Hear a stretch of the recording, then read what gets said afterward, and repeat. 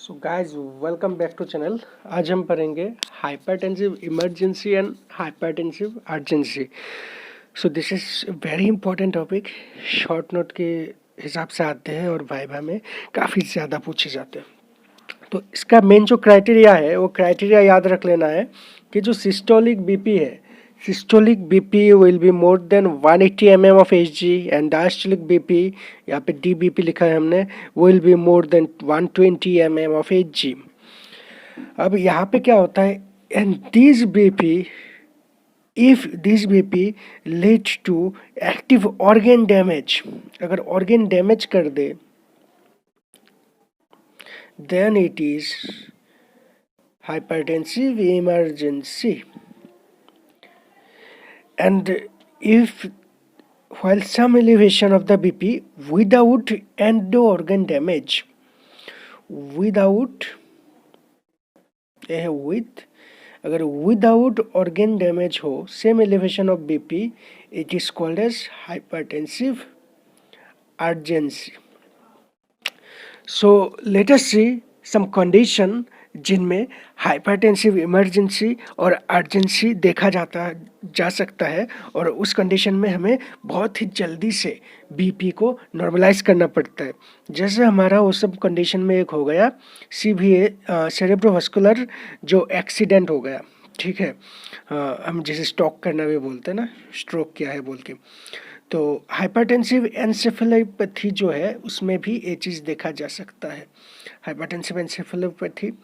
फिर acute left ventricular failure जो है उसमें ये चीज़ देखा जा सकता है। अनस्टेबल एंजाइना में भी पॉसिबल है, एक्लेम्पसिया में भी पॉसिबल है। अब अगर फियोक्रोमोसाइटोमा के वजह से, पैथोलॉजी में पढ़े होंगे फियोक्रोमोसाइटोमा, ठीक है, तो फियोक्रोमोसाइटोमा के वजह से अगर हाइपरटेंशन हो तब भी ऐसा इमरजेंसी या अर्जेंसी हो सकता है, पॉसिबल है। तो ऐसा होने से ना क्या मतलब कैसे डील करें, तो निफेडिपिन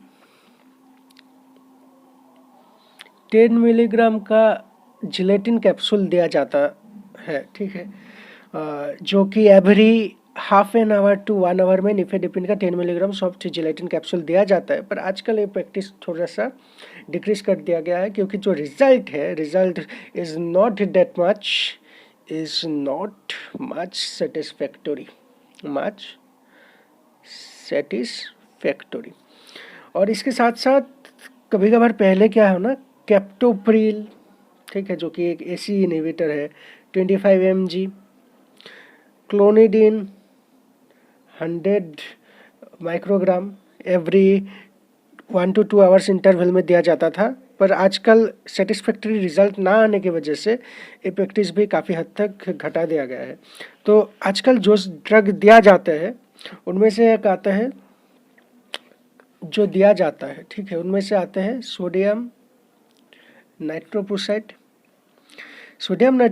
का जो है ना, इसका जो आर्टेरियो वेनोडाइलेटरी कैपेसिटी है, ठीक है, एवी डायलेशन जो कैपेसिटी है वो काफ़ी अच्छा है, तो रिज़ल्ट काफ़ी अच्छा देते हैं, ठीक है।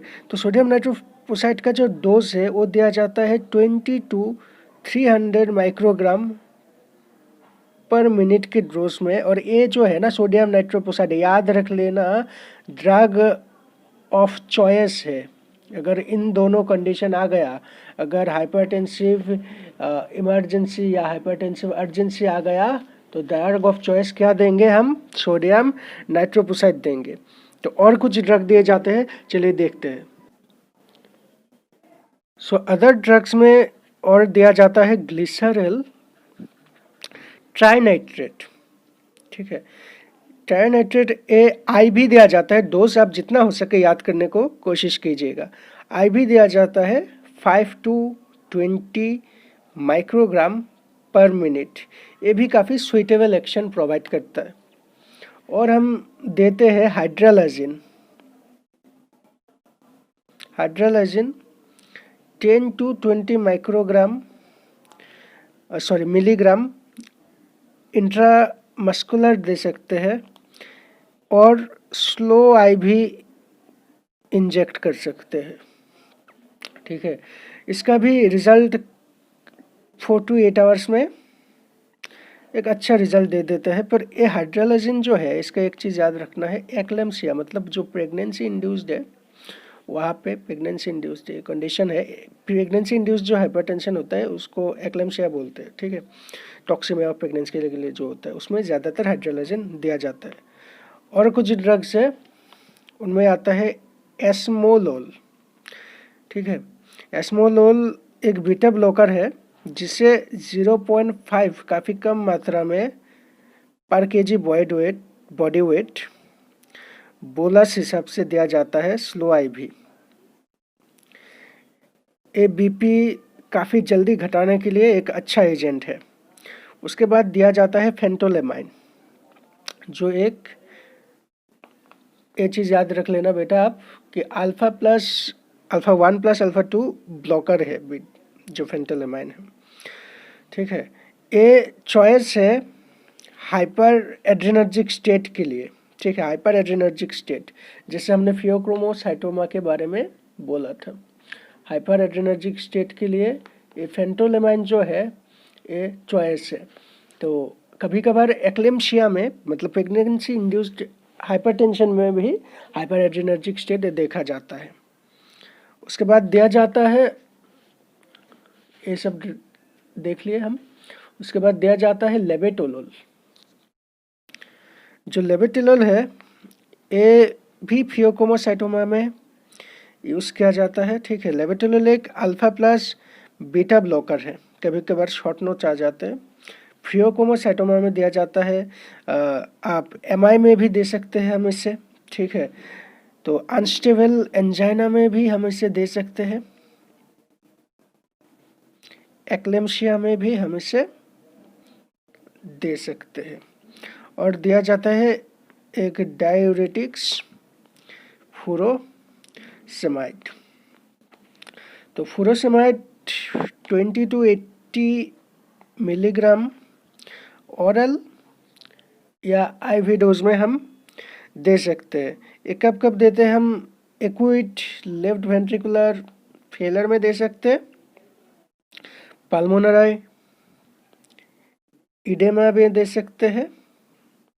ठीक है, बट एक चीज़ है, फुरोसेमाइड कब नहीं देना है, कब फुरोसेमाइड एवॉइड करना है, वो आप लोग अच्छे से ख्याल रखिएगा।